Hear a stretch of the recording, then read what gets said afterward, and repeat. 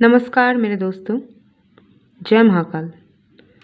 आप सबको मेरी चैनल स्पिरिचुअल नॉलेज पे बहुत बहुत स्वागत है।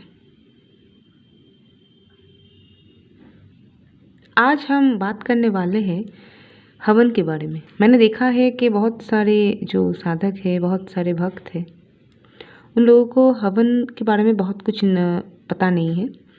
तो बहुत सारे प्रश्न आते हैं मेरे पास कि कैसे किया जाए हवन, क्या क्या महत्व है या फिर क्या विधियाँ है।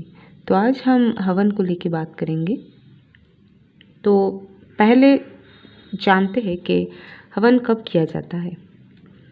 तो आप दिन में भी कर सकते हैं हवन, और जब 4 साढ़े 4 बजे के बाद, जब प्रदोष काल में या फिर संध्या वंदन के समय भी आप कर सकते हैं, या फिर साधना कोई विशेष साधना चल रहा है तो आप रात को भी हवन कर सकते हैं। जब भी हवन करना हो तो आपको पूरब यानी कि ईस्ट की ओर मुंह करके ही बैठना चाहिए। जब भी करें आप तो ईस्ट की तरफ मुंह करके ही बैठें। अगर जो ब्राह्मण होते हैं, जो पंडित होते हैं, हमारे घर पे आके हवन करते हैं, तो उन लोगों के नियम अलग होते हैं, क्योंकि वो लोग पूरे विधि विधान से करते हैं सब कुछ। और अगर पर जो साधक होते हैं वो अपने आप घर में, साधक साधिकाएँ अपने आप हवन करते हैं, जो कि मंत्र सिद्धि के लिए किया जाता है।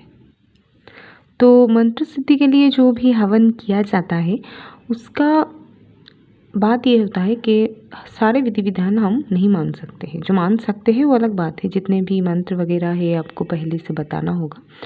जैसे आप हवन कुंड की पूजा में ही आपको आधा घंटा लग जाएगा, फिर उसको धूप दीप दिखाना होता है, ठीक है। तो ये सब बहुत कुछ होता है चीज़ें, जो अगर साधारण सी मैं बात करूँ तो आप हवन कुंड खरीद लीजिए, एक बड़ा सा खरीद सकते हैं अगर बड़ा हवन करते हैं तो। पर ऐसा लगता है मुझे कि जैसे डेली का जो हवन है जैसे करते हैं साधक साधिकाएँ, तो आप छोटा हवन कुंड भी खरीद सकते हैं, जो कि स्क्वायर होना चाहिए, हाँ, चौकोना जो होता है होना चाहिए। और फिर आप उसमें पहले आप कपूर डाल लीजिए जलाकर, और उसके बाद आप समिधा लगा सकते हैं, जो कि आप आम के काट का लगा सकते हैं, जो कि सबसे उत्तम होता है। और इसके अलावा भी लोग दूसरे कुछ विशेष कार्य के लिए विशेष समिधाएँ यूज़ करते हैं, तो हम उस बात पे नहीं जाते हैं। हम सिर्फ नॉर्मल सी हवन की बात कर रहे हैं। तो उसमें आप आम की लकड़ी, जो है लकड़ी नहीं बोलते हैं, आम की जो काष्ठ है उसको आप यूज़ कीजिए, समिधा यूज़ कीजिए। तो कपूर जला लीजिए, फिर समिधा लगाइए, और उससे पहले आप एक काम कर लीजिए, रोली से, कुमकुम अक्षत से, चंदन से उस पर टीका कर लीजिए, उसको थोड़ा सजा लीजिए, फूल रख दीजिए उसके ऊपर, उसके चारों ओर रख दीजिए, अच्छे से सजा लीजिए, और फिर आप हवन कीजिए। और अंत में आपको शांति जल भी देना पड़ता है, थोड़ा सा शांत करना पड़ता है, हवन के अग्नियों को शांत करना पड़ता है, ठीक है। तो इस तरह से बेसिकली हवन होता है, किया जाता है। और ये छोटा सा होता है, जो बहुत ही कम आहुतियों से होता है, शॉर्ट में हो जाता है, आपको 15 मिनट से आधा घंटे में हो जाता है। अगर बड़ा सा कुछ मंत्र बहुत कुछ बोलना होता है तो ज़्यादा लगता है। अगर छोटा मंत्र है, अगर कम कर रहे, 11 आहुति दे रहे, तो 15 मिनट में ईजिली हो जाता है, ठीक है। तो ये डेली का होता है, साधक साधिका कर सकती है, फिर हफ्ते में एक बार कर सकती है, महीने में एक बार कर सकती है। कोई विशेष पूजा हो जैसे कि एकादशी, प्रदोष, या फिर फ्राइडे को व्रत हो, मंडे को व्रत हो, या फिर कोई व्रत हो, कोई भी सा, तो आप ये कर सकते हैं ऐसा। तो दूसरा एक वीडियो मैं बना लूँगी जिसमें मैं आहुतियाँ कैसे, क्या क्या आहुतियाँ देनी होगी, कैसे कैसे आहुतियाँ देनी है, ये मैं दूसरे एक वीडियो में बता दूँगी। आज मैं बेसिक जो है वो बता रही हूँ कैसे कैसे करना है।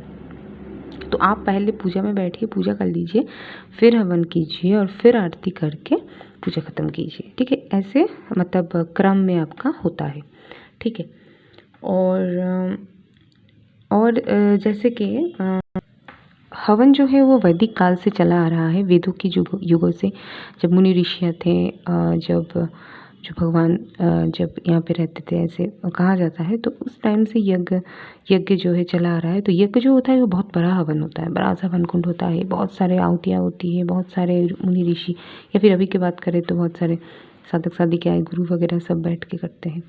तो ये बहुत बड़ा हो जाता है तो इसे हम यज्ञ कहते हैं। और अगर छोटा सा हम करते हैं तो उसे हवन कहते हैं, जिसे हम घर में भी कर सकते हैं, कोई भी कर सकता है, लड़की हो लड़का हो, मतलब ब्राह्मण हो ना हो, ठीक है, पंडित ना भी हो तो आप खुद कीजिए, तो कोई भी कर सकता है, कोई भी मंत्र जाप कर सकता है, हवन कर सकता है और या फिर कर सकती है, और भक्ति कर सकता है, कर सकती है, योग कर सकते हैं, कुछ भी आप। ऐसा कोई जेंडर की कोई डिस्क्रिमिनेशन नहीं है, मैं एक साफ बात बताना चाहती हूँ। कोई ऐसा नहीं है कि लड़कियाँ ये करेगी लड़कियाँ, कोई जेंडर डिस्क्रिमिनेशन नहीं है, कोई ऐसा कुछ नहीं है कि ये मतलब कोई कास्टिज़म भी नहीं है, ठीक है, कोई भी कर सकता है, कभी भी कर सकता है, अपनी मन की भक्ति श्रद्धा से आप कर सकते हैं, ठीक है। तो आप लोग भी कीजिए अपने अपने घरों में, ताकि आप लोग का भी उपकार हो जाए, और मैं यही चाहती हूँ बस।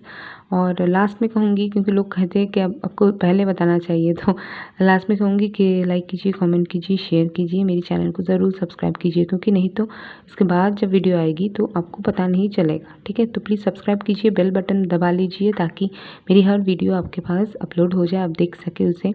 और मैं चाहूँगी हर रोज़ नए नए ज्ञान की वीडियोज़ आपके लिए ले आऊँ, और फिर आप लोग भी इससे उपकार ले सकें, तो फिर मैं सबसे बड़ी मतलब अपने आप को भाग्यशाली समझूंगी। और बस आज के लिए इतना ही, अगले वीडियो में फिर मुलाकात होगी। जय हिंद।